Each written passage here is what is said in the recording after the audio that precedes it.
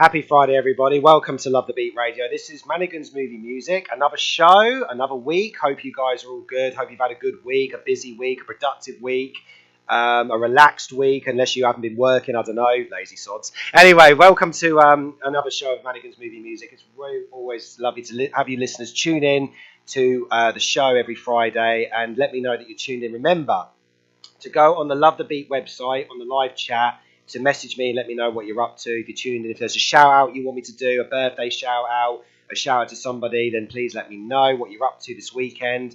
So today's show is going to be a very special one. Today is a Halloween special show because unfortunately my show will not be on Halloween, but it is a week from yesterday, so 6 days to go.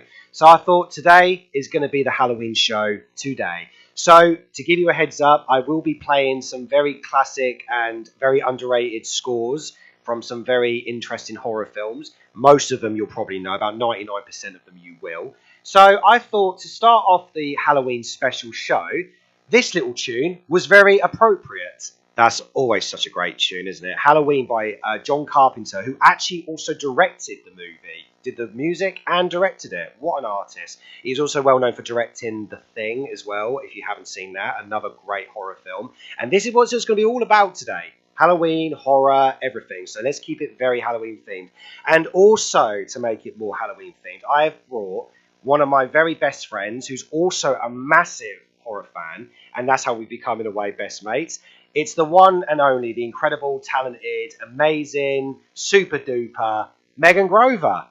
Yay! Oh, I'm so excited to be here. Thank you for having me on, especially for Halloween special. I am honoured. Oh, absolutely. Well, I don't think there would have been anybody else I would have chosen to do this apart of Halloween, because you are literally like my horror Halloween bestie. Yeah, I have a lot of friends who aren't actually into horror, so you are literally like the number one horror fan who I know. No, absolutely. It's always almost a shame when we first met and you're like, oh yeah, no, I'm a massive horror buff. I'm like, yes, absolutely, we are going to be friends now.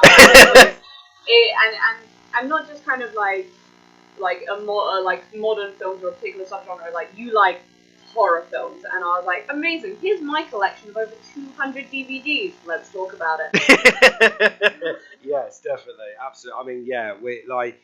You know, because there's people that love horror that just watch them for the reasons, and there's horror films that people watch to analyse in theory on them, and then there's people that just watch horror films because they just watch horror films. But with me, it's like I grew up with most of them, and my best experience, of course, was watching The Shining when I was 17, and that just took my breath away. It's become my most favourite film of all time, and it still is.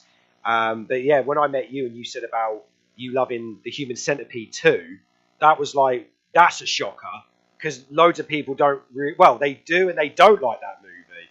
I mean, I still remember watching it, but when I actually watched it, we had a power cut at the house, in our house at the time, and we had finished downloading on my laptop, so it was the only thing I could do but sit in the darkness and watch The Human Centipede 2 while all the power was out in the house, and it added to the ambience and the suspense of the film. But I remember watching it and just falling in love with it, and it was kind of one of the reasons why I was really falling in love with film, to be honest. I love the fact they made the choice to put it in black and white. Yeah. It really meant that even though it's still like gruesome and horrific, it took away from like the disgustingness of it and made it so you could really focus on the psychological horror of it, and that was one of the things that really drew me.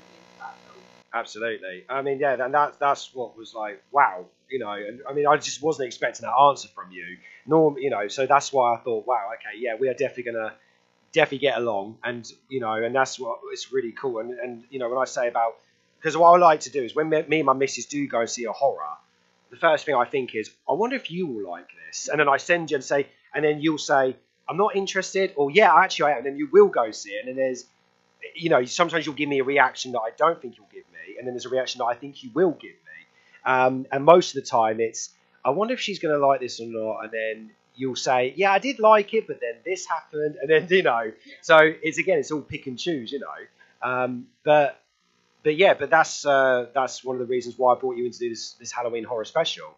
But apart from that, is there anything else you want to tell about yourself, filmmaking wise? Like, because you're also a cinematographer as well, aren't you? So I work as a camera operator and editor. Horror films is what really kind of drew me into that career. But I love doing a whole mix of stuff. I've done filming with you guys. Mhm. Kind of that was what brought us together in the first place. It Horror was. films was just an amazing bonus. Yeah. But By the way, we didn't actually work. Our first film we worked on was not a horror film. It was actually a very sweet little comedy drama. the fact is, we haven't worked on a horror film yet, and I'm surprised after all this time. That is actually true. Why have we not done You that? always have your horror specials, but we've never actually made them No, together. we haven't. We need to plan that. Next project. Yes, Absolutely. definitely. And it has to be a film festival project. Oh, absolutely. Yeah, it Go can't. big or go home. Yeah, exactly, literally. All right, that's on the bucket list.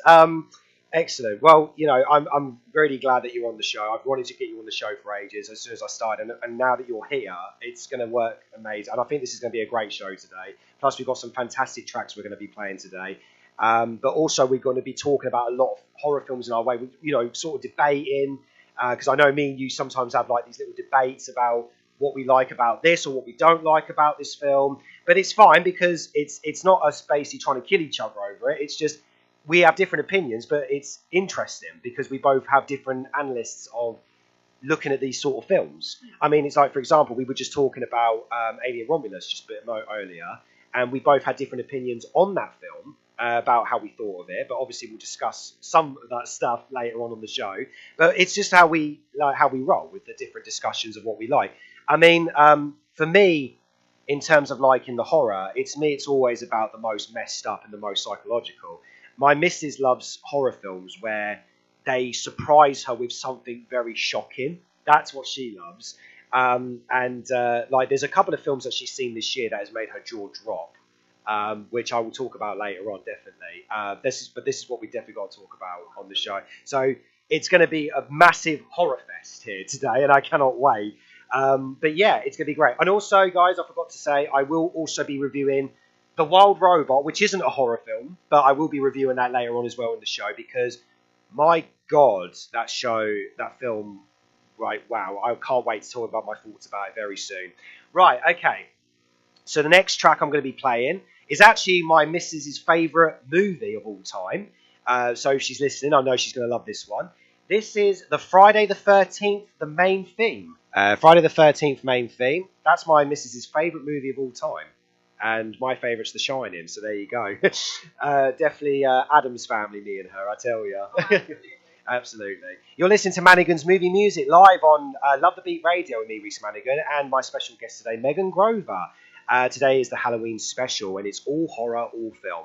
But before we get into that, I want to review quickly The Wild Robot and get that one out of the way, because I think we're going to talk about horror. We're going to take up the whole show. But let me just talk about Wild Robot, definitely. So this is my review for the film today. Obviously, no spoilers. But yeah, so I went to go see it. When did I see it? Last weekend, I believe. And I've been wanting to see it for, well, when I first saw the teaser, I was really intrigued with it. But it was so funny because when I saw the teaser trailer months and months ago, I honestly thought this movie was not going to have any dialogue. I thought it was going to be about a robot crashed into the woods, bonds with these animals, and there was going to be no dialogue. And I thought, oh wow, this would be an interesting animated film from DreamWorks. But then obviously another trailer came out and it was revealed that there was voice actors in it. But it didn't put me off the film totally, but I was kind of like, oh, that's a shame. I was kind of hoping for a non-dialogue animated film, which would have probably made it, in a way, kind of still successful. But then I kind of understand why they've done it because, number one, DreamWorks has turned 30 this year, and it is their sort of 30th anniversary movie. And I got to say, it paid off amazingly. The Wild Robot is one of the best animated films I've seen this year. And I've seen Inside Out 2. And Inside Out 2 was good, but holy wow, was The Wild Robot gorgeous. And I got to say as well that they definitely put Disney in their place because Disney celebrated 100 years of their animation last year, and they made a film called Wish, which was undoubtedly awful. I'm sorry, I did not like that movie. It was a trash movie.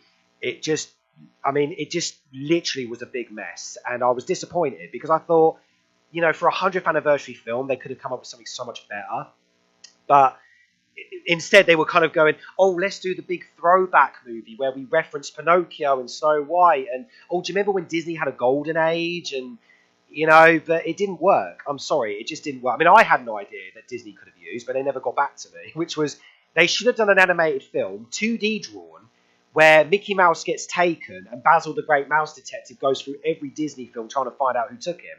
And it turns out, I don't know, it was Walt Disney back from the dead or something, or, something like really bizarre, or, that was my idea.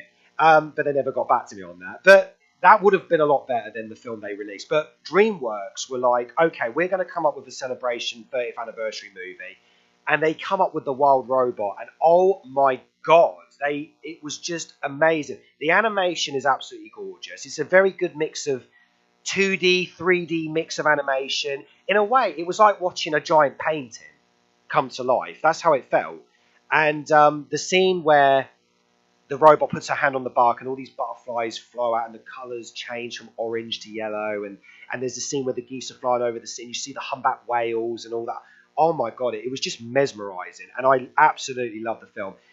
The story as well was so impactful. It's a very simple story. It's about the robot. She finds an egg and she has to raise this little baby goose and everything. But what I love about it is it's a very impactful story about letting your child go, and obviously one day they will have to grow, and it's about becoming a parent and the difficult decisions about becoming that parent. But what it's also saying is the love is always still going to be there, whether you do have to let your kids literally fly the nest, as they say. And and oh my God, it was just gorgeous. And everybody who I watched the film with, or people who have seen the film, loved it. I mean, my best mates loved it. Karen, my missus, loved it. My mum saw it with my little brother the other week, and she loved it. And I've been hearing good things about it, and it's grossing a lot of money, which I'm so happy about. And I believe that you saw it. Yes, I literally went and saw it on Tuesday, and I'm not gonna lie, I cried. When the trailer came out, I was so excited for it. It seemed so different and new, and like it's such a cool kind of story. And yeah, it's so funny as you were saying about the animation. In my head, I was going, "Oh yeah, it was like a watercolor painting," and then you literally said it was like a painting. And it was, yeah. The stunningness of the animation design, the beautiful, well put simplicity of the story, but not even like simple in terms of dumbed down. Like it was such a complex, well thought out story, but it didn't try and overdo it. It didn't need to make it like all the extra steps. You see a lot of films, they want to be like this big blockbuster. We've got to get the people, and you don't need to do that. And it's like, there were the tense moments. You had the points in the arc of the story, but it all fitted. It was all meant to be there, and I had to take a moment when the film ended. I was just there going, wow. Yeah, it was just like so emotionally impactful. And Chris Sanders is the director, and he every film he has directed, apart from The Croods, I wasn't a fan of that film. I didn't like that one. But Lilo and Stitch and How to Train Your Dragon, both absolutely incredible animated films. I mean, Lilo and Stitch was my childhood, and How to Train Your Dragon was absolutely one of DreamWorks' best as well. But that was still when they were back in their golden age. But this one, it's like Chris Sanders has sort of come back in, swooped down and gone, right, here's a story for you, and just punched us right in the gut with it. You could feel the passion and the love that had gone in from the entire production. Absolutely. It wasn't like, oh, we just got to smash out another film. No. Well, not like Disney, no. It's like not trying to just like, oh, well, we just got to keep churning them out, It's like they created the story and they did it so well. I really like The Croods. I had fun with it. But no, Lilo and Stitch, iconic. Yeah. But no, it's such a beautiful film. I don't want to give too much away. No. It's still in cinemas, and I really recommend people go watch. Yeah, they do. I really recommend people go out and support this film. It's doing well at the moment. It had a 78 million budget, and it's grossed over 200 million now. So it's doing really. And there's a sequel coming. So they've already announced a sequel. Well, it's actually based on books. So there is a book series, but you never know. Chris might take the material, make something. I actually have no fear with Chris Sanders if he's directing. I do hope he is the director, or at least executive producer on the series, and says, hand in the pot Literally, yeah, because even when he didn't direct the How to Train Your Dragon sequels, he was still there, and they were still really good because they are really good sequels. The whole Dragon series is brilliant, but the first one was, I mean, actually, the second one was actually a bit better, I'd say, because that had more of an emotional impact as well. But compared with the first one, they were sort of equally tied together. The third one I did love, but not as much as the first two. But it was still a great sequel. But like I said, Chris Sanders didn't direct the third one either, so he was still there. So he definitely had his take on the story, so you could tell. But because he didn't direct it, I thought, well, I think it would have been a little bit better. So I don't have no fear of Chris is taking over. So I really hope that Chris is directing and writing it again, or like I said, at least he puts his take on the story. So yeah, roll on the sequel, and I will immediately go and see it. It's definitely one of DreamWorks' best. I mean, they have definitely made a comeback since Puss in Boots: The Last Wish, because to me, DreamWorks, like, this is my opinion, obviously. You don't have to always agree with me, so don't worry, you know. But obviously, I grew up with DreamWorks Animation because obviously they were 90s and early 2000s. I think they were really good from the moment they started in 1998 from Ants, from their last film from 2012, which would probably be Madagascar 3. So that was to me their golden era. And the reason I say that is because every movie they were coming out, I was seeing Kung Fu Panda 2, Madagascar series. There was the Shrek films. Even though Shrek the Third was the least best one in my opinion, so each film was still drawing me in. But then unfortunately, I think from after 2012 they kind of dipped a bit, and some of the films they were turning out weren't like, oh, I want to go see that sort of thing. And I did watch some of them when they weren't out in the cinemas. I watched them after, and I kind of sat there and was like, actually, I'm kind of glad I didn't see that in the cinema because I don't like this. Like, Home is, I'm sorry, it's one of their worst. The one with the alien, and I think Rihanna, the singer's in it, and she voices the little girl in it, and it's the movie was awful. I was like, thank God I didn't see it. I was like, what are DreamWorks doing? They've really dipped. And then I was not really paying attention to most of their filmography. And then when Puss in Boots come out, I mean, I did see How to Train Your Dragon 3 and Kung Fu Panda and all that. But then when Puss in Boots came out, I was like, actually, this looks quite interesting. I thought I might check it out. And then me and my missus went, and it actually came out brilliant. And I was like, wow, that's their best film since Madagascar 3, literally. And it's taken them nearly 10 years. So I was like, that's their comeback, definitely. And it proved it because the film made a lot of money. And they're bringing back the Shrek franchise because of the Puss in Boots success. So we will be getting a Shrek 5. And we will be getting a Donkey film because Eddie Murphy's confirmed it. He confirmed it. He was interviewed on the latest Beverly Hills Cops film for Netflix. And they asked about Shrek. How's it going? And he said, oh yeah, we're recording Shrek 5 now. But they're also doing a Donkey movie. So I was like, okay, but that kind of worries me a little bit. This is what I'm saying. Now, there's a worry about taking a sidekick character and making their own film. Sometimes it's been successful. You know, Penguins of Madagascar. There was the Minions movie was okay. It was fun. Going with a low bar, going to have a good time. Yeah, but this is what worries me. They did this with Cars 2 as well, with Mita, and it was awful. It was because Mita is, I'm sorry to say this if there's fans out there, but he's the most annoying cartoon character. And it's not just because, it's also the voice. Like, can you imagine hearing for an hour and a half? And it was just like, why is he a hero?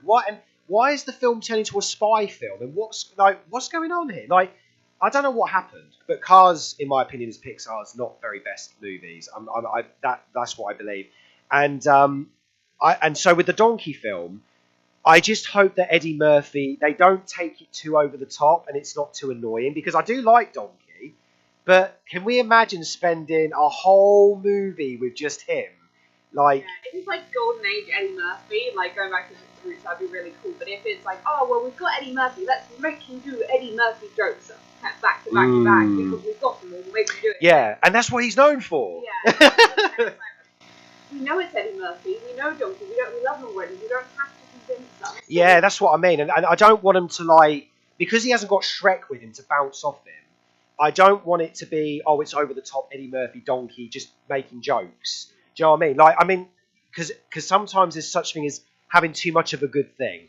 And it's like what I said, if it gets too annoying, it's going to be like, what are they doing? I don't want him to ruin the character because he just works so better as a sidekick. Yeah. And like I said, with the chemistry with Shrek, like even though they're cartoon characters, you feel their chemistry and they bounce off so well together. Yeah. And it's like, can we really do a donkey film without Shrek being by his side to kind of put him down a lot? You know, because that's what makes the banter work. It's like when Donkey's like, oh, I'm excited. Shrek's like, settle down, Donkey. Yeah, chill out. You know, I love that because it's like this father-son relationship where you've got this overactive son who's excited because he's going to go to Disneyland, and you've got the dad who doesn't want to go but he has to take him, and he's just sort of like, look, settle down, yeah, you're here. Like, I love that moment when you have like the little animatronics like where they're all dancing. He's like, again. No. Yeah, yeah. That's what I mean. So I don't want them to have that ruined, you know. But I don't know. Maybe I'm just overthinking it. Do you think the film will be like a prequel, or do you think it will be post-Shrek with Dragon and everything? I really hope it is a sequel. I mean, that's what I hope. I don't know what they haven't said any announcement. All they've said, a Donkey movie is in the works. That's all they've said. But obviously they can't spoil it and say. And Shrek 5 is recording apparently at the moment as we speak. And that doesn't come out though till 2026. But this is the thing. Now we had Barbenheimer. Mm-hmm. So here's what I'm going to do if it happens. My Barbenheimer in 2026 is going to be Toy Story 5 and Shrek 5. Nice. If they come out at the same time. Yeah. If they do, that's my Barbenheimer. Okay. It's going to be a toy wreck. Or a Shrekori. Are they both number 5? Both 5. We're getting a Shrek 5 and a Toy Story 5. But that's another story to talk about with Toy Story 5. I'm not going to get into it because I feel like I'm, you know. But anyway, Wild Robot, as we were talking about that, go and see it. Great movie. It's also great for adults. It's not just a kids' film. Yeah. Like, there are so many moments in that film that parents will like. And there's quite a few dark bits as well. Like, there were some moments that kind of went, oh, okay, that's a bit dark for kids. But anyway. Yeah, no, I love the dark stuff. If it has a bit of darkness in it, I have to watch it. Okay, right, the next track I'm going to play, my missus is going to kill me for this one because it's from Men. She's terrified of the soundtrack, but I want to play it because the soundtrack adds so much theme for Halloweenness, you know what I mean? So this is Pastoral by Men, from Ben Salisbury is the composer. And we'll be back talking about our horror discussions very soon. Psycho by Bernard Herrmann. Oh, a classic one. That's one of my favourite films. In fact, we had Sammy Simmons on the show a couple of weeks ago, and he said that was his favourite movie. Good choice. I mean, it is a fantastic film. Oh, it's amazing. Absolutely one of Hitchcock's best. Along with The Birds, Frenzy, Vertigo, and... no, not Straight. What's the one with the Uncle Charlie guy? Damn, why has that left my head? Anyway, I'll remember it. But there's another film where it involves a serial killer who's an uncle, comes into the family. That's a really good one. Anyway, you're listening to Manigan's Movie Music live on Love the Beat Radio with me, Reese Manigan, and my special guest, Megan Grover. Halloween special today. So we're playing nothing but horror, Halloween-themed music. And talking about horror, even though we had a massive discussion about DreamWorks animation just now, let's get back to the horror stuff. Anyway, right, so... I'm trying to think how to start this conversation. So, like, I guess I could start off by saying The Shining, for instance, why I love it so much. I think what I love about why it's my favourite horror film of all time is because it even though it's a very psychological film about a man in a hotel and there might be ghosts and stuff like that, I don't see it that way. I actually see it as a terrifying experience where someone in your own family could be a psycho and you're trapped with that family member in an isolated area, and that could be real. Like, that's what terrifies me about it. But that's what makes it so, like, terrifying. But also, the cinematography is mesmerising, and it's got some of the best actors in it. Jack Nicholson and Scatman Carruthers, who was such a legend. And that's what made me fall in love with horror more of all, and like get into it. And then afterwards, I was watching Psycho and Alien and all that. Like, I literally went through the whole list. My third favourite film is actually Silence of the Lambs. Even though people don't say that's really a horror film. Would you class it as a horror, or would you more put it as like a psychological thriller? I would definitely put it more as a psychological thriller, but there are horror vibes. Yeah. Because there's nothing more horrific than watching a cannibal bite someone's face. No. You know, and also obviously I can't get too in detail, but the scene what he does to the police officer afterwards, it's like, come on, how is that not horror? You know. But anyway, so let's talk about like your favourite types of horror. Okay. Like not just horror, like in terms of like, because I know there's hammer horror, there's psychological. You know, what's your personal favourites at the moment, and do you think horror has gone in a good direction since or not? It's interesting. I think horror is constantly evolving, and I think we always will have kind of peaks and troughs. Yeah. So you'll get like the originals that seem to really kind of do well and succeed, and you're like, amazing, cool individual stories. I can't remember what year it was, but when the Babadook came out, yeah, I was really excited when I saw the trailer for the Babadook. I felt like so many sequels to other things had come out, and this was like a fresh, original idea. And even though when I watched the film, I was a bit mad about the ending, the film as a whole was different, and it was yeah. But what made me laugh about that was people actually complaining they never saw the monster. But you don't need to. If you want a monster movie, go watch a monster movie. And the monster, you see the monster. The Babadook's in the film. It might just not be like, hello there, I'm a monster. But that film absolutely terrified me. But no, yeah, and speaking of monsters, I felt was it Insidious was ruined the moment they showed the monster. Like you had the jump scare moment, beautiful, but then like they kept showing it, and I was like, you've lost me now. Any kind of suspense or tension's gone. But I think for me, regardless of genre, whether it's horror or not, the films that really kind of I love more than anything are the ones the film ends and I have to take a moment. Like I'm left out having to process what I just watched, which is like one of the reasons why I love Human Centipede 2. But also, when I remember I watched Paranormal Activity 3, and it was randomly the first Paranormal Activity film I watched. I didn't watch them in order, but I watched 3, and the film ended, and I was like, oh, okay, that was intense. But I also had like the same reaction when Joker ended. Yeah. And Godzilla Minus One I watched recently. It's the films that when they end, I wanna like think about it and same. Yeah. It's not just like, oh, okay, that was a film, I go home now. Yeah. Like I think probably one of my fave films that's come out more recently, and when I say more recently, like within the last kind of 10 years, probably X. Yes. I was blown away by X. Yeah. And I find that talking about a film after I've watched it will make or break it for me, because either if it goes in the negative way, I'll end up being like, oh, but that plot point and this thing didn't make sense, and well, they could have done this instead. Whereas with X, I literally got home, talked to my other half, and I just could not stop raving about it. Yeah. And every time I'm so glad I showed that to you. I am so happy you showed it to me, because every scene I spoke about, I just fell in love with the film more, and I cannot find like a fault with it. Yeah. It was such a great homage to slashers films. Yeah. It was a perfect period piece. Yeah, like, it was. They really showed like the 70s well. And the themes about like intimacy and body positivity and everything within it was also so beautifully done. It was, yeah, definitely. And it somehow took a film about like about a sex industry and made it not overtly sexualizing.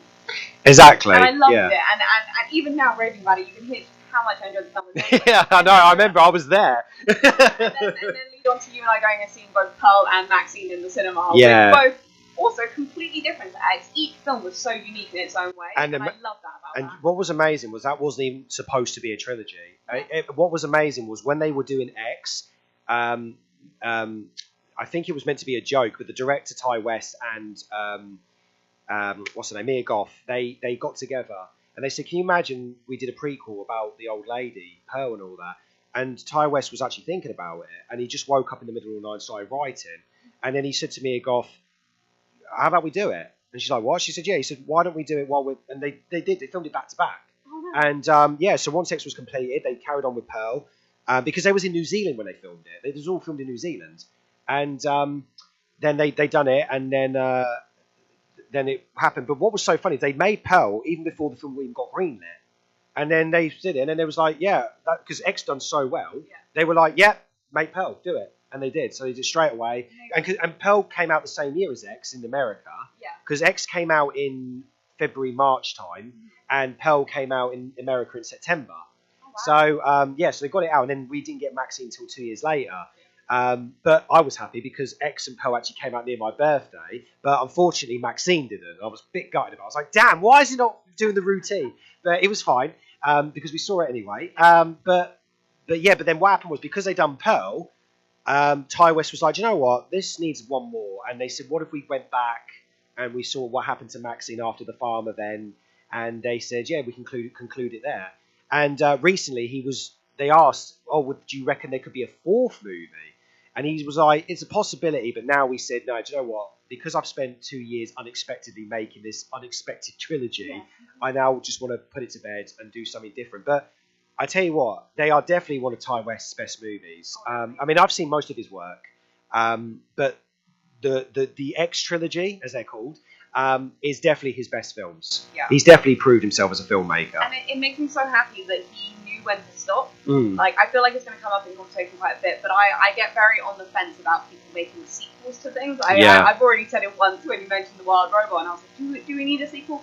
And it's like, I love the fact that each of these films, they weren't trying to achieve what the other film achieved. They were each a story within themselves. Yeah. And then he made it, and he was like, there's my story, and it's done. Yeah. It's beautiful, because I feel like a lot of people, not just within the horror genre, but in general, they're like, oh, this film did really well, we have to try and make it again, we have to try and make more money, and people liked it the first time, so they'll like it again, right? People go, no, we've seen this, and now you've made it, but worse. Yeah. I think luckily though, because it's A24, they don't really care.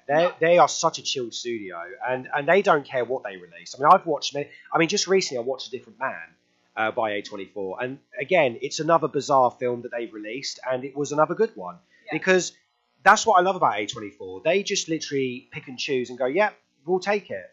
They just don't care. Like, and they got another one coming out soon, which I'm going to go see with my missus, called Heretic, which stars Hugh Grant. And I cannot wait to see it, because Hugh Grant in a horror film is really going to intrigue me. Yeah. I mean, this is what also intrigued me. He's a very fussy actor. So whatever that was in the script, he must have said, oh yeah, because this is a man that doesn't say yes to every script he's been given. Yeah. So whatever was put on that script, he must have thought, okay, either that or he had a really big paycheck. Yeah, there's enough money on the table. Yeah, but to be fair, I saw the trailer and he looks very menacing in it. And I thought, okay, I'm quite intrigued. So I can't wait to see what he's going to bring. But also speaking of that, is about the genre. Like, I love now, recently, what many horror films have done. Like, they've taken this massive psychological turn. Yeah. Like, I think from, I'd say, 2016, 2015, they've been doing it. Like, maybe up from The Babadook onwards. Like, obviously, the movies that I've loved nearly every year have become a horror. I mean, Hereditary was one of them. Midsommar was one of them. Yeah. Doctor Sleep was one of them. X and Pearl was one of them. Maxine is definitely one of my favourites this year. But also, I enjoyed... over the decades, I'm just trying to think on the top of my... there was Us, there was Get Out. I mean, Get Out really surprised me. I never went into any expectations of that. But everybody was talking about it. And I said to my missus, we better go check it out. I went in the cinema, I came out, and I went so happy I saw that movie. And whatever Jordan Peele does next, I was in. And then Us come out, I went straight into it. And Nope come out, and I went straight... Fantastic. And I saw that in the IMAX. Oh, amazing. Yeah, I had to, because when it said because Jordan Peele was like, you have to go see this at the IMAX. Yeah. And I was like, well, if Jordan Peele says it, I've got to go. Yeah. And it was like with Beau Was Afraid. Like, Beau Was Afraid was by Ari Aster again, who did Midsommar and all that. And again, he was like, you need to see this on a really big screen. And me and my missus went to we didn't go to the IMAX, but we went to a huge cinema. And it was worth it, because it was just wow. Like, you know, and again, that was a movie I had to process at the end. Yeah. But like, those sort of movies I kind of put together as my psychological favourites. Yeah. Because I think the horror genre's done really well. Like, I mean, there are some films that have still come out and they've still gone the cheesy route. I mean, Tara I saw early this year. One of the worst horror movies I've seen in a long time. Absolutely disgusting. Do not watch that film. I remember you text me as soon as you're like, don't bother, don't even watch it. And it's like, if you tell me that, then I take that pretty hard, because it's like, okay, even Reese hasn't enjoyed it, and Reese can find the silver lining in any dark cloud, and it's like, if you come out and gone, that's an awful film, I'm like, okay. Yeah. It must be really bad. It was one of the worst I've seen. It's so bad. Like, it's like a film that you'd see in the early 2000s, but it didn't do its job. Yeah. I mean, it didn't know what the hell it was meant to be. Is it a comedy? Is it a horror? And there was stuff that was coming out. I said to my missus, I was like, was I supposed to laugh at that? Was that supposed to be a joke? And I didn't get it. Yeah. And I thought, okay, was that meant to be a joke? They're not executing these jokes very well. Yeah. And the death scenes are absolutely poor. I think there was only like one death scene I sort of liked, but the whole movie was trash. And I was just shocked. Like, I came out and I said, and this is the thing, I don't like movies now where, for example, you have a horror film or a thriller and there's like someone has a curse or something's gone on, and this character, this protagonist we're meant to follow, has now got this situation, and then they go, oh my god, what's happening? That first half is brilliant because you know they've been cursed or something, and then there's that second half of, oh yeah, let me go and visit that person from the past and get the backstory, and oh yeah, years ago my ancestors released this curse and this happened, now it's on you, how do we stop it? Then there's the half of, and I can't stand films where they search all the time. And that's what I didn't like about Smile. That it's that cliche of that half of the looking in the background stuff. But that's why I was so happy with Smile 2, because you don't get any of that. All you get is this star who gets the curse of the smile. And what I love about it is, instead of, oh, let me check what's going on, what they do instead, not spoiling, it's more of, is this real or is this not real? And it even messes with your head. Yeah. It's like you are literally seeing what she can see, and then and you kind of sit there like, it's like you are literally inside her head. But that's great. I feel like a lot of the times, like, yeah, when you said you get the exposition, it's like, oh, let me go find the old mystic woman and she'll tell me everything. It's like, no. And it's like, in reality, you're not actually necessarily going to do that, are you? You're going to freak out. You're going to be like... And then they go to visit a dark prison or a haunted house, and they knock on the door, and then they're like, you have the curse, now it's your turn. And then, how do we stop it? Oh, you won't be able to stop it. And then the protagonist dies anyway. Yeah. And then it's like, oh, that was for nothing. Yeah. And it's just a waste. I think a good example of being cursed and the whole trying to figure it out is actually It Follows. Oh, yes. So that is a really good example of not over-exponentializing it, but it's like, no, you're cursed, you've got to try and figure out what's going on because you're on such a crunching time limit. Yeah. And it's like, it's not like, oh my god, there's mysterious things happening. It's like, no, right from the get-go, something's trying to kill you. Yeah, and what I love is that he already explained it to her in the beginning, and now she's stuck with it. Yeah. And that's what I loved. And it was a case of, okay, now what's she going to do next? Is she going to get killed? What's going to happen? That's what was the guessing. It was a guessing game. What is going to happen next?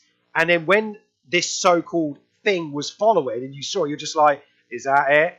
Oh my god, it's coming. And I mean, my missus is terrified of that film. She doesn't. The one scene she hates is the old lady when she's in the school and she's walking towards the window. Then she's in the school and no one else can see it. My scene that I hated was the bit in the kitchen when it's dark. She's downstairs on her own. She hears a noise in the kitchen. It's all in slow motion. And you see this nude woman. And she's like disfigured. And she's walking towards her. Oh my god. Honestly, when I first saw that scene, I was literally almost weeing myself. What? It's... I think my favourite thing probably about that film is more the fact that it's real. So, and what I mean by that is sometimes where it's like when the protagonist is being like terrorised by a spiritual being or whatever, nobody else knows what's going on. And that can work. That can be like the whole isolation of nobody believes me.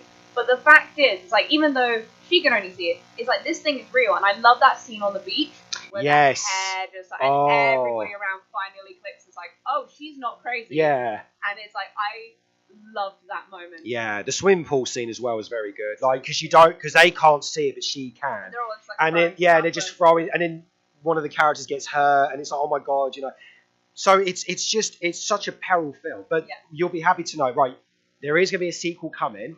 They follow, and apparently the teaser from the lead actress herself is this is going to be much more darker and messed up. Okay. And it's going to be set 10 years after the events of the first film. Okay. Could go either way, because like dark and messed up is amazing, and I will always love it. But It works for Smile too. Yeah, absolutely, and there are many examples of it being done well, but I feel like sometimes it's a cop-out. Yeah. Oh no, our story's not so good, let's throw a bit more gore on it. True. And don't get me wrong, if you're going in with a low bar just to watch gore, brilliant. Yeah. Fine, enjoy it. Like, there is plenty of gory movies that you watch for the gore. You've got, like, the Saw franchise. Oh yeah, absolutely. So it makes sense, but if they're like, oh, well, it's gonna, like, subvert, like, your expectations and all this and that, and it's just, like, gore, and you're a bit like, okay, but it could work, but we've seen, like, with the Halloween stuff and everything, where it's like, oh, but it's down the line, it's like, that doesn't make it better. Exactly. All right, we need to cut this conversation Yeah. now because it's nearly 11 o'clock. The ads will be playing. So let me play another track and then we will get straight back into our conversation. So the next track I'm playing is another great favourite of Halloween. This is the main title sequence from Trick or Treat. That was a hospital visitor from Scream 5, also known as Dewey's death. Oh my god, they killed off the best character in that franchise. Absolutely heartbreaking. It is, honestly. Do you know what? When I was in the cinema with my missus, and the bit where he's walking up towards Ghostface, changing those bullets, I actually held her hand and I was like, they can't, nah. They won't, you know.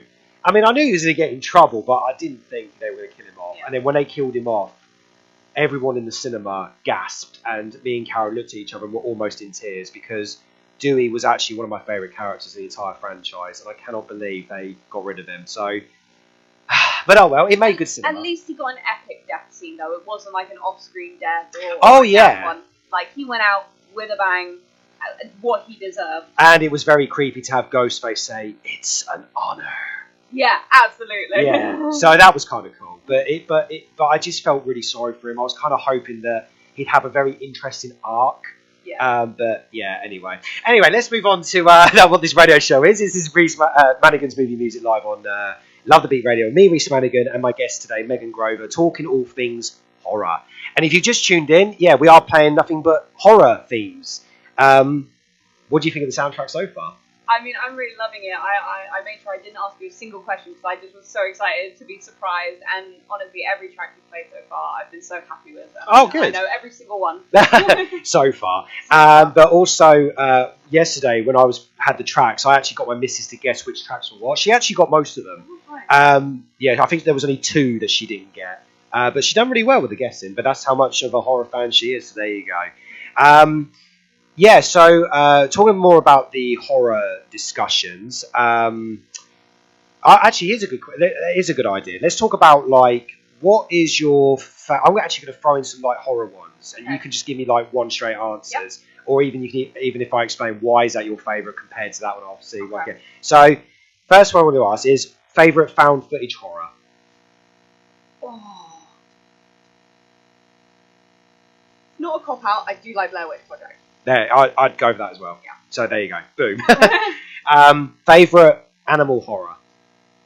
What do you mean by animal horror? So I'm thinking like a horror movie that has an animal has the antagonist in a way. So it could be one with a bear, a shark, a dinosaur, or I don't know. I mean, I don't know if there's one with a dinosaur. Oh, okay. Then I think Jaws is classic. Yeah, it has to be. I was going to say it has to be Jaws. But have you seen Cocaine Bear yet? No, I haven't, and I was so excited about it because I already knew about the myth, the legend that is Cocaine Bear. Yeah. When I found out they made a It's film about it, I bonkers. was excited. Because what I love is they've taken that true story and just expanded it into like a Looney Tunes live action film. It's just bonkers, but it's fun.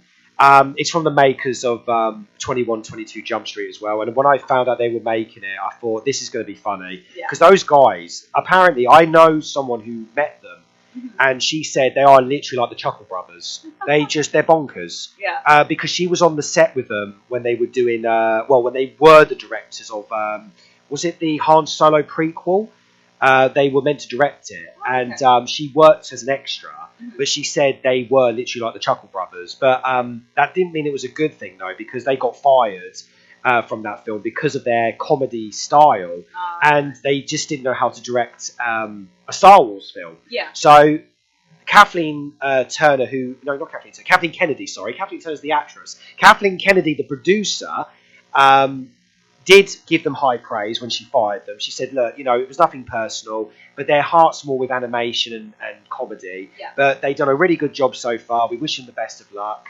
And even they didn't take it personally. They said, look, all right, we did try our best. So good luck with the film. And they hired Ron Howard, and the film flopped anyway. Yeah. But yeah, I just wanted to, because I've seen Cocaine Bear, and it's just such a nutty film. That's another one I recommend. Okay.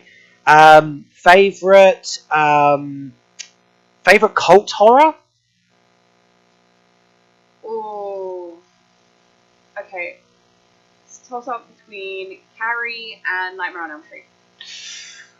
Ooh, well, for me, it definitely have to be Carrie. Yeah? Yeah, because Carrie is an absolute classic movie. I mean, I love it. Do you know that was John Travolta's first ever film?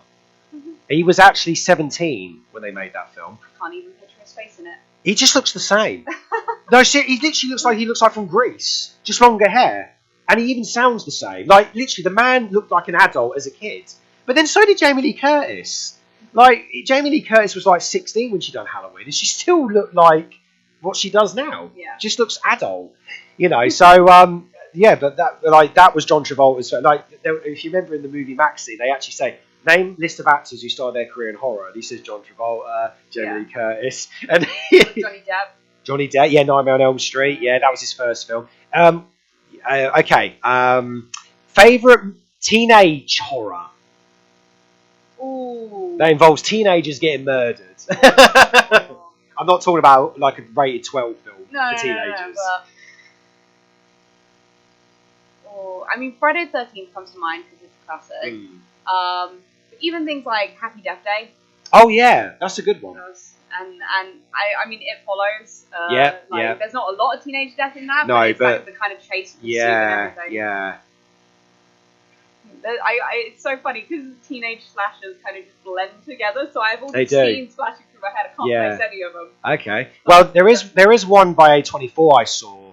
Look, I did miss it when it went out in cinemas, but we watched it on Now TV. It's Bodies, Bodies, Bodies. Oh, okay. Which is also a teenage horror, which in a way takes the mick out of teenage horrors. Yeah. Because it's kind of like a mix of Scream and I'd say Friday the 13th, because there is a serial killer on the loose, and it's also a bit of a whodunit, and it is like Scream because they literally go, look, let's not do the cliches, let's not split up, do not say I'll be right back and stuff like that. And oh yeah, absolutely, Scream, top of the list. Yeah. Of teenage slasher films. I'll be right back. Yeah, no, Scream takes that list. I'm ashamed of myself. And we were just talking about it just now.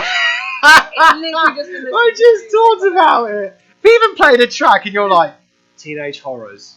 Oh dear. Yeah, no worries. Okay. Right, let me think of another one very quickly. Favourite movies that involve supernatural or ghosts? I did like Sinister. Yes, that's a good one. I really That's enjoyed a good one. Sinister, and Yeah. I was so happy with the ending. Yes. I came out of that film being like, I was just so chuffed after having too many horrors that had happy endings. I was so chuffed with Sinister. It was like, no, you lose. That's it. And Well, Oculus done that as well. yeah, absolutely. That was another. Do you know what? I love. That's one of my favourite ones that involve ghosts. Yeah. I mean, people don't appreciate that movie, but I really do, because when I first saw it, blew my mind, and I was in love with Mike Flanagan since then. And to be honest, it was one of his films that kind of made him become one of the names, because it was his first sort of studio distributed movie. And I think as a first film, it works. I mean, he had a great lead, Karen Gillian, who was in the film, who obviously we know from Doctor Who and other incredible stuff that she's done. But she's also become one of Mike Flanagan's muse. She's in his next film, Life of Chuck, I think it's called, that's coming out next year, Yep. which I will definitely go see, which I don't think it's meant to be a horror, but I'm really intrigued. But it's based on a Stephen King book. But, you know, she was fantastic in the film. And what I loved about it is that she actually took time to do that movie while she was making the Guardians of the Galaxy, because she plays the sister of, you know, and she managed to squeeze that in while doing that film at the same time. And what I loved about Oculus as well is it was very suspenseful. The music in it is very unsettling. I don't even know why I picked it out of the soundtrack, but it was very unsettling. And what I loved about it as well is Mike Flanagan definitely got Shining vibes from it, because if you think about it, the dad goes insane. Yeah. The ghost woman's meant to represent the ghost from 237. Yeah. The mum as well goes a bit paranoid, a little bit, tiny bit like Shelley Duvall's character, but in a more insane way. Yeah. And the poor kids are trapped at home.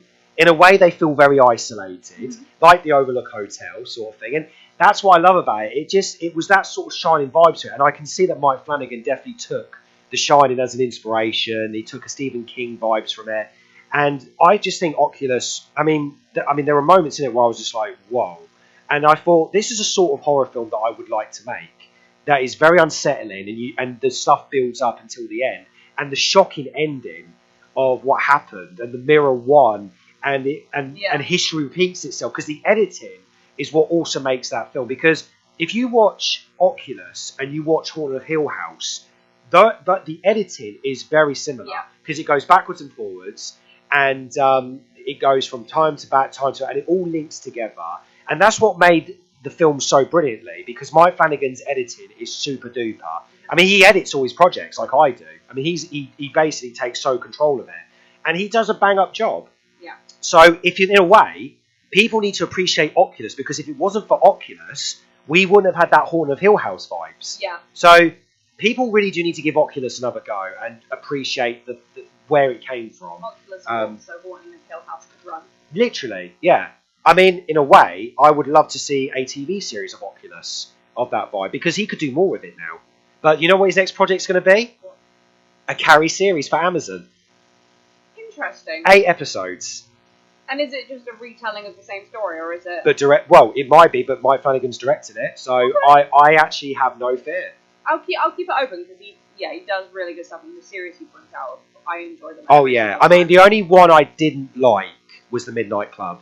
But that was because they asked for a multi-series thing. And it's like, all right, fine, I'll do it, and then they cancelled it anyway. Yeah, but I'm glad they did, because it was disappointing. It's annoying because it set it up for a second season, so it just started getting good, and then it ended, and it was like saying, but can I add to the animal question, because I just remembered a bit. Yes. Burning Bright. Oh, yes! Yes! Hungry tiger trapped in a house. Is when you said the kids were trapped, and I was like, oh my god, Burning Bright. Yes! Middle of a hurricane. Hurricane. Hungry tiger on the loose in your house. What are you going to do? And I loved it. Yeah, and the fact that it was a real tiger. Yeah. Yeah, but what was incredible about that film was, behind the scenes, the actors and the tiger were never in the same room. Mm-hmm. It was all edited to make it look like they were together. And do you know what? The editing works. Yeah. Like it's so incredibly edited, and that's what I loved about it. Because when I read about it, and it said they weren't in the same room, and they used like 5 tigers for the film as well. And I was watching it and I was like, how are they not in the same room? They literally look. It just feels it. You can like feel the like. Wow. So whoever edited it, they deserve. Yeah. Oh, that moment which is like up the chute kind of thing, and it's coming from underneath. Yeah. The other bit as well. What really unsettled me was when when she it's dark and the electric, and she's got the fire and she's dragging the kid around the house, and it's going to be somewhere. Yeah. And you know that when you hear a creak, you're like, it's going to jump out somewhere. It's going to, and you just like, your heart's going, and then all of a sudden it jumps from down the stairs, and then there's a face-to-face moment, and it's coming, and she's like, and they have to get in the freezer, and the tiger's just out, and wow, it's just wow. Seriously, it's such a that was a very underrated film. I think it was like a random one that when I was just scrolling through Netflix one day years ago, kind of thing, and I was like, oh, this seems interesting. Blown away. Yeah, I introduced it to my missus because I watched it way before I even met her, and I said to her, "Have you ever seen it?" She went, "No," and it was on the Horror Channel, and I said, "You've got to check it out," and she actually really enjoyed it. And I think her favourite scene was also the laundry chute where he's trying to reach, because she was like, "That's definitely the most intense moment." Yeah. What really upsets me about that film, though, is that even though there's an autistic kid in it, they're not supporting autism awareness. It's actually, at the end of the credits, it's basically saying, oh yeah, there's cure for autism and all this. And I don't like how the dad, no, he's not really the dad, he's the stepdad. He talks to the kid like he's stupid. Yeah. And it really antagonises me a little bit, because he's like, there's a tiger in that car, rah. And I looked at him and thought, don't talk to him like he's an idiot. He's not. Yeah. And in fact, actually, the kid, if you think about it, watching the film, he's the smartest one, because he's in that house, not understanding what's going on, and he's just strolling through the house, and he's all calm and good, and the sister's trying to protect him, but the kid literally is like, he's the smartest one, because he's just like taking a chill and being all good, and I thought, to be honest, the kid does better than what she does because he's just like, look, I don't care what's going on. I'm just chilled. I'm in my own little world, and I love that. But yeah, that's the only thing that does kind of offend me about the film. No, that's completely right. I think the only like minor silver lining is the fact that with the stepdad, like he's nasty, but he's never portrayed as the good guy. Oh yeah, I know. Which is great because I feel like it would be even worse if you had like who's meant to be like the protagonist acting like that, but he was the bad guy. Oh yeah, I know. Yeah, and he's a nasty. The actor's very good. In fact, he did Last House on the Left, which the remake of the original, which I've seen. Oh, the original by Wes Craven it's a very horrible film. Yeah. Like I can't even describe what goes on in that film because it's too disgusting and horrific. Me and my missus watched it years ago, and she was like, "This is meant to be the remake." I said, "Yeah." I mean, the remake is. I mean, I actually like the remake. It didn't receive very good reviews. I mean, it made money, but it's very hidden under the radar now. Yeah. But I actually like the remake. I mean, all right, there's certain scenes I don't like, obviously, because it's meant to be horrific, but it's satisfying because the parents then go after the crook who hurts their daughter, and the deaths are so satisfying. So even though it's a horrific film, it's good because the parents, who are these well-professional, lovely, normal doctors, find out that their daughter's been attacked by these crooks who they, by the way, let in their house because of the rainstorm. Yeah. And then they're like, they hurt you, didn't they? And then it just turns from like a really dark, twisted movie. And oh my God, I love it because you're rooting for the parents. You're like, kill him. And when they go after him, I mean, the last death on the main villain, who, by the way, was in Burning Bright, so satisfying. Nice. Like, it's proper Dr. Science-y kind of way how he gets him. It's just genius. But yeah, I mean, me and my missus enjoyed The Last House on There, but the original, that's a very hard watch. And even though Wes Craven, that's what made him what he was, I wouldn't say, oh yeah, I recommend watching it. But if you have a strong stomach and you don't mind that, then fine, watch it. It was good, but I don't think I'd watch it again. Yeah. Yeah. One and done. Yeah. I mean, I've seen it. I'll go, yeah, I watched it, but I can't watch it because it's too much. It's too much stuff. Yeah. You know, I mean, it's like I can't watch Martyrs. You haven't seen it, and I'm not going to explain, but oh my God, me and my missus watched it last year, and it is a hard watch. Yeah. It is brutal. It's been on my list for a long time. I mean, I mean, if you want to watch it, I do say, yeah, good horror. Yeah. But don't expect any satisfying moments. Yeah. It's so hard to watch. And I think another one that was really hard to watch, what was it recently? Oh, because it's so horrific, is another French horror called Inside. It's about a pregnant woman who has to save her baby, who's from this crazy woman who wants her baby. Oh. And I'm not joking. That's hard as a premise already. Yeah, but it's also a very hard watch. Yeah. I mean, don't get me wrong. Again, as a horror, very brutal and you know, it gets you going. Yeah. But as I said, don't expect anything satisfying. Yeah. It's brutal. But I mean, I remember watching that years ago. It was one of the films I said I'd never watch again. But then my missus was like, well, why don't you watch it again with me? Maybe you'll feel... Yeah. And I thought, you know what? All right, maybe I'll get a different perspective. Yeah. No, I didn't change my mind. I watched it again. I said, right, we're never watching it again. But Karen was like, yeah, okay, we've watched it then. I said, yeah, but that's it. And I said, Martyrs, we'll never watch it again. Never. So we've seen them. Now we can put them on the shelf. Let the dust collect them. Yeah. Yeah, because, oh my God, those are the films I would never watch again because of the way they're executed. But like I said, I don't mind a really messed up horror, but there's a horror and then there's moments when you watch and you think, oh, I can't watch it. It's too sad. The poor character. Why do they deserve this? It's not right. And the things that these characters are doing to them, it's just messed up. Yeah. But then what's really terrifying is you think to yourself, if that was you, what would you do? Yeah. And then that what makes it worse. Yeah.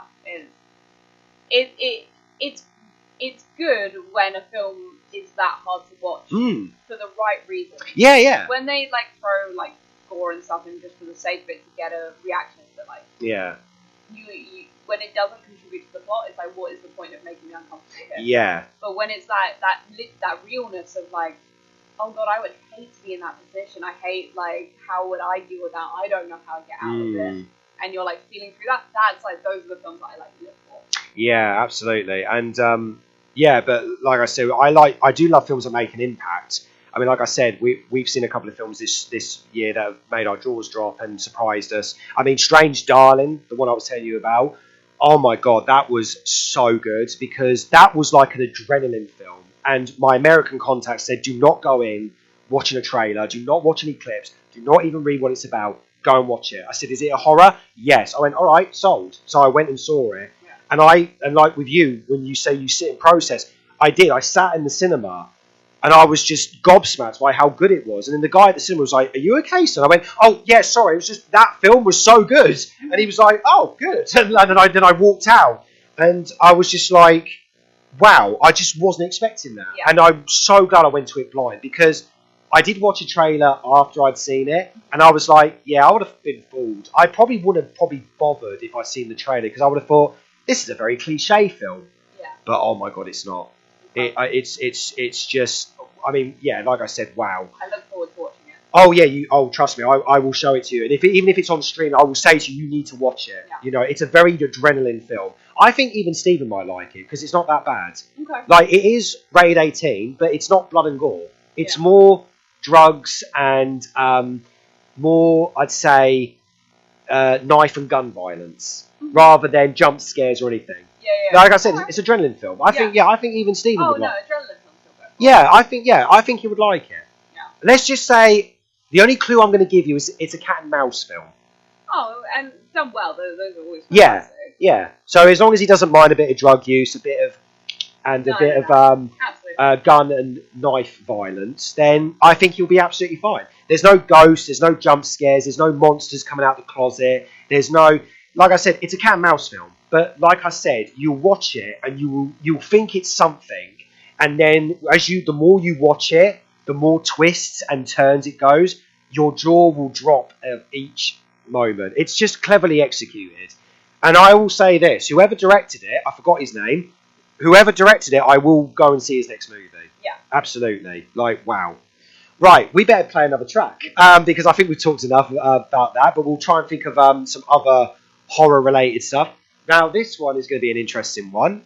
This is another kind of well-known iconic theme now. This is from the movie Us. This is the anthem. That's a very chilling one. I love that one. The anthem from Us. Also the main title sequence where the rabbits are in the cage and the camera zooms out. Oh, I love it. My name is Reese Manigan. You're listening to Manigan's Movie Music live on Love the Beat Radio. I'm here today with the incredible Megan Grover, who's been a fantastic guest on this Halloween special. Oh, thanks so much. I'm sad that it's going to have to end. I'm really enjoying Well, it so far. like I said, you're welcome to come back anytime on the show, so don't worry. Honestly, if you want to come back, honestly. Don't worry about it. You might as well just be the co-presenter. I don't mind. It'll be great. Plus, it's a bit of company for me, so, you know, someone to talk to. Right, okay, so is there anything else you wanted to talk about horror-wise? I mean, I had a horror question for you, because we've kind of talked about kind of originals, remakes, all like that. Is there a remake? So you've seen the original first, so not one where you watch a remake first. You've seen the remake after the original, and you've enjoyed it. It doesn't necessarily have to be better than the original, but you think it was worth making. Like, they got something out of it, or they changed enough about the story that it worked in some way. What is a remake that kind of comes to mind? You're like, yes, I would recommend people see this as well as the original. Right, it's funny you should say that because I first watched the remake of Cape Fear before the original because I didn't know there was an original. Yeah. I watched the Robert De Niro Cape Fear. I love that movie. That's another sort of horror thriller that I love. I mean, I showed you that one as well. Yeah, that's another one you put on the list. Yeah, there you go. I mean, I'm in love with that movie. It's such a good film, and Robert De Niro is absolutely terrifying in it. It's one of his most scariest performances, but also very funny. But yeah, I watched that one years ago because my dad showed me that film years ago when I think I must have been about 16, 17 because he grew up with that film, and he was like, oh yeah, you know, and I watched it and loved it. But then I found out there was original, and I was like, oh my god, I didn't know there was original in the 60s, and it actually starred the detective from Psycho. And it also, coincidentally, he plays another detective. But by the way, he doesn't get killed in it. But spoiler alert. But basically, I watched the original, and I mean, I did like it. But to be honest, I actually did prefer the Robert De Niro version. I mean, people said the original was good, and I did like it. And coincidentally, the two lead actors who are in the original do cameo in the remake. And they do a really good job in their little cameos. It's quite funny. But I do prefer the Cape Fear 90s one, definitely. I mean, like I said, I kind of grew up with it and I love it, and it's one of my favourite films. And when I watch it, I never get bored of it. I mean, I could watch it like 3 times in the week and never get bored of it because it's so entertaining, and it really inspires me. In terms of have I seen original remake? So obviously every Disney film is like the animation is better than the live action. Yeah. Just recently though, we did watch the Speak No Evil remake with James McAvoy, Okay. because we saw the original, which is a Danish film, I believe, on Shudder. Again, that's another hard watch film, but I would recommend it. It is so unsettling because it's basically about, no spoilers, don't worry, but it's just, the premise is it's about a couple who go on holiday with their kids and they meet another couple with a kid, but the kid doesn't speak. Yeah. I'm not going to say why, but the parents say, oh yeah, fortunately he grew up without a tongue or a mouth and he can't speak and blah blah. And they were like, and they bond with them really quickly. Go, oh, why don't you come over to our house in this beautiful countryside? And the couple think, oh yeah, they're nice. But then when they go there, the couple start to reveal their real intentions. A lot, it gets darker and darker, and it gets more creepier and more uncomfortable. And they just remade it. Blumhouse remade it with James McAvoy, and at first, I was like, the American remake, why? Why are they doing this? The Danish version was absolutely fine. They made it too quickly because it was only like a 2-year gap.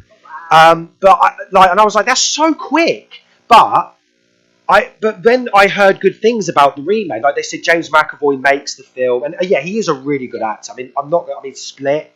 I mean, that's another one of my favourite horror genre thriller films. And I was like, oh, now I want to go see it because of James McAvoy. But I thought, and I said to Karen, look, should we just go out and have a fun time? And she's like, yeah. So we went anyway.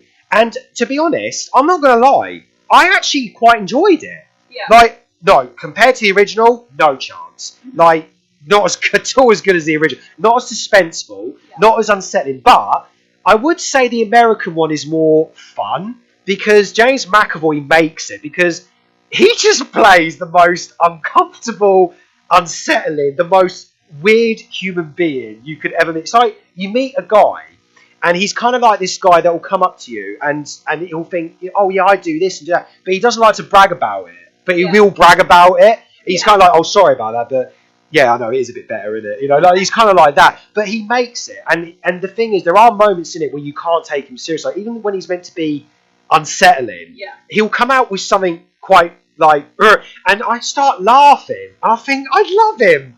I can't not laugh. I just love him. He's so good. So, because of James McAvoy, he did make that movie. Yeah. He is literally the reason that film is so good. Yeah. The other actors do a really good job as well. Like, you know, there's the other husband, the other wife, and the kid. And the kids do a really good job with their performance, especially the boy who can't talk. Like, his performance is very good, especially with no dialogue.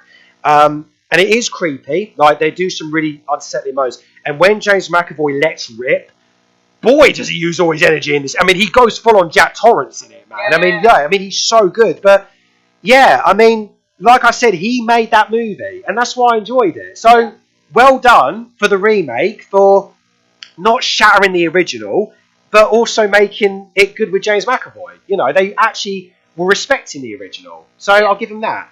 But like I said, if you're going to watch Speak No Evil, definitely watch the original first. It is so good. And then watch the American one if you prefer a sort of lighter tone, tamed horror, but also very fun.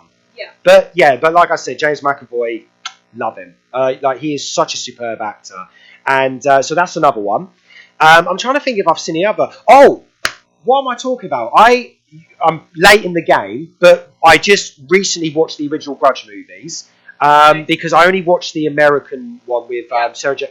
I hated it. I absolutely hate that movie. I don't. And then just recently, me and my missus watched a couple of the Grudge originals on Shudder because we actually had nothing to watch. I was like, look, we need to watch some Japanese horrors. We just recently watched another one, Yubada or something like that. It's called something about a mask and a woman wears a mask. She can't get it off. That was a creepy one. That we watched that. That was really good. But yeah, I've recently watched the original Grudges, and oh my god, so much better than the remake. Even the sequel was so good. Like, oh god, I love the original Grudge films. Absolutely loved them, and they were terrifying. Absolutely terrifying. So yeah, there's those. I do appreciate it's the same Grudge actress in both the original Japanese and the Americans. Like they brought her over for the American ones. But yeah, no, I enjoyed the Grudges when they came out, and I really liked them. But I haven't seen the first Ju on the Grudge, but I've seen Ju on the Grudge too, and yeah, they are just so eerie and creepy. Yeah. And it's almost a shame that like they rather than people kind of showing kind of foreign cinema. Yeah. Or they then go, oh, that was successful, we'll make our own. Yeah, I know. And it's like America don't. They need to take notes though more better when they do these remakes. Yeah. They really do. I mean, like with Godzilla. Yeah, no. Oh, Godzilla -1 was phenomenal. Oh. But my favorite vampire movie is Let the Right One In.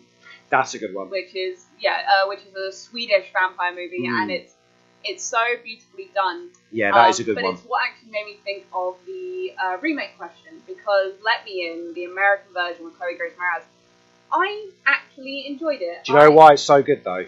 Because it's directed by Matt Reeves, and every film he's directed, I love. Cloverfield, the Apes films, the Batman. Yeah. Sorry, carry on. No. I was going to say that was a really interesting point. Yeah. But what I found was I like the fact that because of course with the Swedish film, there's a lot of kind of like Swedish culture, style, and everything that goes into it. And they didn't try to replicate that. No. They made it their own American culture vibe, which I think works, because when you're trying to tell a story in your own way, you've got to tell it through the means that you have and everything. And it was different enough that I could accept it as its own individual piece. Still not as good as the original. No. Original is No. fantastic. Yeah, the original's better. And anybody who hasn't seen it has to watch it. Yeah. Because, I've seen both, and I do love both. Yeah. I like them both quite equally in a way, though, in my own way. But yeah, but that's because Matt Reeves, he knows how to make a good film. Yeah. I mean, like I said, the first Cloverfield movie is phenomenal. Like when I first watched it, that's one of my favourite found footage movies. And what I loved about it is when they were releasing it, I even remember the trailers. They didn't reveal anything. This looked like a real thing. And then when they finally got the movie out, everybody wanted to go and see it because they thought it was based on the 9/11 attacks. They never planned it as a monster film. Yeah. So when this monster come out, everyone was like, oh my God, this isn't a terrorist film. This is a monster movie. Yeah. And then everybody was saying, you need to go watch it because you think it's a terrorist film, but it's not. It's actually a monster. Yeah. You know, and that's what made it really clever. But you said another one. There's another film. I don't know if you've seen it, a horror. A remake and an original, Funny Games. No, I don't think I have. All right, I'm not going to spoil it for you, but Funny Games was released, I think, in the late 70s, early 80s. Okay. It's a film about this family who go to a holiday place. There's a dad, a mum, and a kid, and these two young boys come into the house, and then they're very creepy boys. Like, they're not ghosts or anything. They're just these two ordinary kids who, they just come in the house, and then it just goes really dark. But I can't really spoil it. It's a shame you haven't seen it because there's one bit in the film. I'm not going to spoil it, but there's one bit in the film they do in the original and the remake that I look at and I think, why did they do that? And it's kind of ruined the film a little bit for me. But it is a very unsettling. I mean, Karen can't also watch it very well because there's a really horrible scene where they do something and it's like, oh, they went a bit too far with it. Obviously, you'll have to watch it to find out. But we saw the original. No, we saw the remake first, and then we saw the original. And then we like the remake. The remake is very. It stars Naomi Watts, and she's very, very good in it. Like she puts her all into it. So it's not like cheesy or like messed up. But the original, I will say, it's quite funny. The original is dark, but what I like is the remake actually went a bit darker. Yeah. And that's what I did like about the remake. It's like they thought, all right, we're making a remake here, but we're actually going to put a bit more effort in the darkness side of it. And they did. And the performances from the two boys who come in the house, they play it so well because they act so polite at first. They're like, oh, we just want to borrow some eggs and blah, blah. And then all of a sudden they just won't leave. And they constantly keep asking about these things. It's like, what's the matter? Why are you being so rude to us? And the mum's like, look, can you just please leave? I've asked you polite, but what have we done? Why are you being so rude? Why are you? And then they just get started. And because they won't go, you know it's going to like, and then once the darkness starts hitting, you're like, oh, okay, now it's all kicking off. So that's another one I would recommend as well. Oh, what was that film where the grandkids go visit their grandparents? The Visit. The Visit. Oh, Wow. that- M. Night Shyamalan's comeback. that moment where it's like, oh, grandma, grandpa being weird, and the mum's just like, get out of the house. They're not your grandparents. Your grandparents, get out now. That was great. That was and M. Night Shyamalan's return. That was great. I mean, because obviously he had a bit of a bad career before then, and then he made that film because what happened was because studios wouldn't hire him, he made that film all on his own budget. He even put his house on sale, and he made it out of I think the budget was literally like less than $1 million, and he made it. And then what was so funny? Universal, because they put it in a film festival, and then Universal were like, "Can we buy that?" And they were like, "Yeah." And so they bought it, and then they gave it a chance, and it made so much money. And then they were like to M. Night Shyamalan, "Right, you're now going to come on, and we're going to distribute your films." And he makes his movies independently. Yeah. Like that's how he manages to do what he wants. Because since The Visit, he self-finances his movies. Oh, wow. And that's when he started doing Split. And then he did Glass, and then he did Old, which, by the way, is not great. Then he did The Knock on the Cabin, which I actually love. That was an improvement. That was good. And then he did Trap, which I saw, which is very fun. It's not great, but it was a lot of fun. To be honest, it was actually a lot better than I thought it was going to be. And I love the premise. A serial killer who takes his daughter out to a concert, but the police know he's there, and he knows they're after him. I'm so excited to watch it. It's a lot of fun. It looked good because when the first trailer came out, I was just like, because I thought kind of like with the whole Cloverfield thing, I looked and I was like, oh, it's just some kind of terrorist attack at a thing. And then when like the next full trailer came out, I was like, oh my god, this looks amazing. It is. I need to. I will say this: the first 45 minutes of it is very impactful. Yeah. Like the first hour is very impactful. I will say.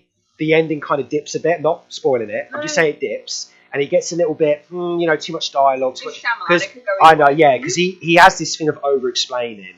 Yeah. He feels like he has to tell us everything in his story because he does. Like he did it in Old, but actually, I wish he told us sooner in Old. I wish that had been the story. Yeah, Old. Yeah, Old was. Yeah, I knew the mistakes from that, and even my missus said he should have revealed it near the end and blah blah blah. Anyway. Forget Old, that was bad. This one, Trap, is a lot better. Yeah. I wouldn't say it was as good as Knock on the Cabin, though. But I would say, in my opinion, compared to Old, it is fun. Like, it's a very fun film. And what I love is the lead actor in it. He's so good. Like, he puts a lot into this role.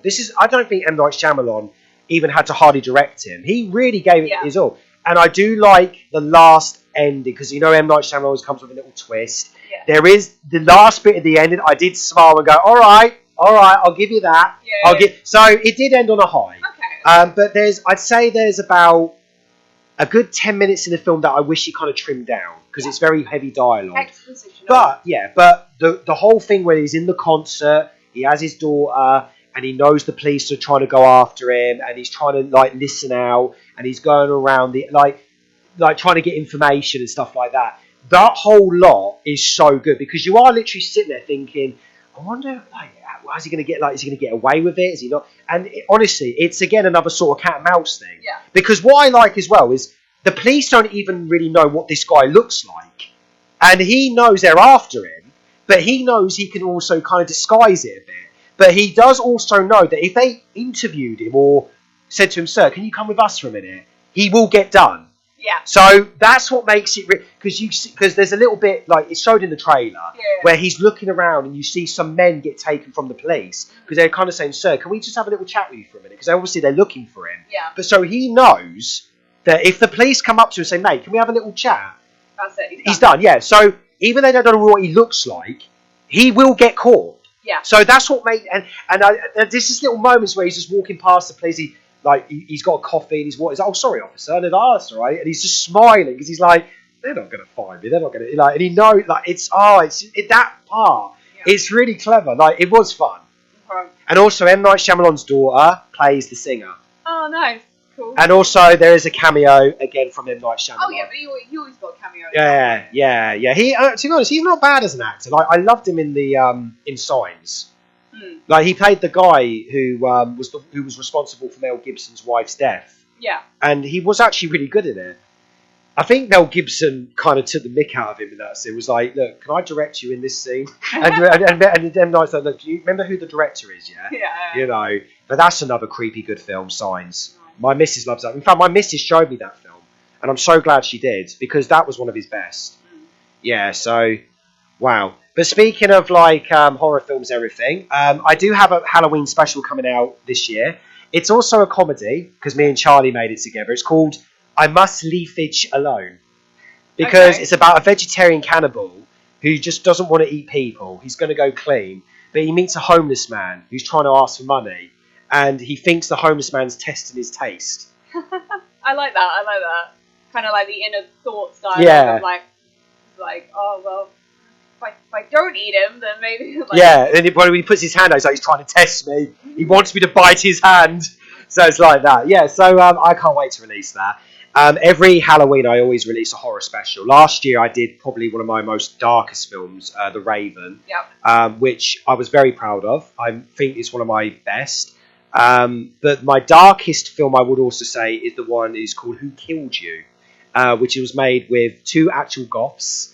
I went for that with that one because luckily the actresses in that film, they love horror as well. They are so horror obsessed. Yeah. The lead actress even said to me, write whatever you want. I want blood. I want gore. I want everything. She went, do whatever you want. I was like, really? She went, yeah. And I was like, okay. So she gave me permission and I did. It was the most easiest script I'd ever written. And I sent her the script and said, right, are you happy with all that? And she went, love it. Let's do everything on the page.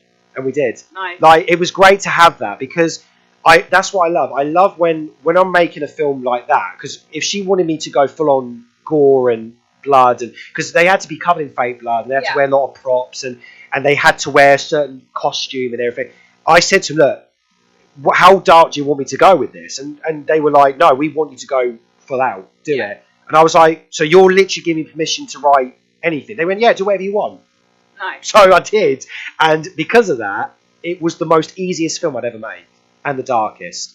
And I showed it to them, and they loved it. Eleanor in particular was like, wow. I think her boyfriend said he was actually terrified of it, which I'm glad, because it means I said, good, it means I've I was going to say, it's a compliment. Exactly, yeah. So I'm really glad about that. But in my next, obviously, because my 20th anniversary comes out next year, I need to think of a really good horror to make next year. Yeah. So you're going to have to be part of that. Absolutely. Now. So now we've talked about making a horror film. For your 20th anniversary, we will make that. Yeah, because I want to make the best of the best next year. Yeah. Like, because it's my 20th. And I've got loads of ideas that I want to make. Like, I've got some really random shorts as well that I want to do.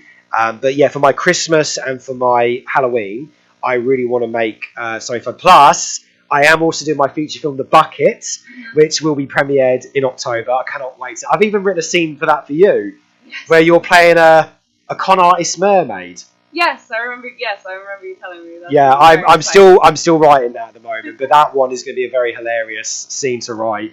Oh my god, honestly, The Bucket is going to be the most bizarre film I've ever made, and I cannot wait to do it. There is going to be some sort of horror vibe-ish in some scenes as well, but it's a very dark, wacky comedy about a man who wants to try to commit a murder and get away with it. Yeah. Because he's put it on his bucket list. Poor sad man. Right, we have got 5 minutes left, so I'm going to play one more track. This is a very classic one. This is Saw. Oh, what a great track to end on. Saw. Great soundtrack. Right, we have only got now 2 minutes left to end on, but can I just say this show today has been so much fun. Megan, what have you thought about the show? I mean, I've loved it. Like, I enjoy listening to the show, but being a part of it is just even more exciting. Yeah, absolutely. And I mean, it's just us chatting about horror films, which we kind of do on the regular anyway. We do. But no, do you know what? I'm so happy to have had you on again. Honestly, please come back anytime. Honestly, even if it's not about horror or Halloween, just please come back because, honestly, I think we do really well together on the show. We bounce off really well. Absolutely. We have great conversations. I mean, I could honestly talk about this sort of thing all day. Honestly, if I had a longer show, I would carry on talking about it. But honestly, you've been a fantastic guest, and it's definitely been one of my favourite shows I've ever done today. So seriously, thank you so much. I'm so happy to have had you on the show. Thank you so much. Right, guys, we've only literally got like 35 seconds left. But so Next week, I don't have a guest at all next week, but I will be talking about the next movie I'm going to review is Smile 2, actually. I'm going to review Smile 2. Unless there's another horror film I find. Actually, no. There's also one called Mads that I watched. So we should have talked about that. That was another one. Mads, I might review that one because that's one on Shudder that I think people definitely need to check out. So Mads will be my next film I'm reviewing next week. Right, guys, thank you so much for tuning in. I hope you've enjoyed this Halloween special. From me, Rhys Manigan, it's a wrap.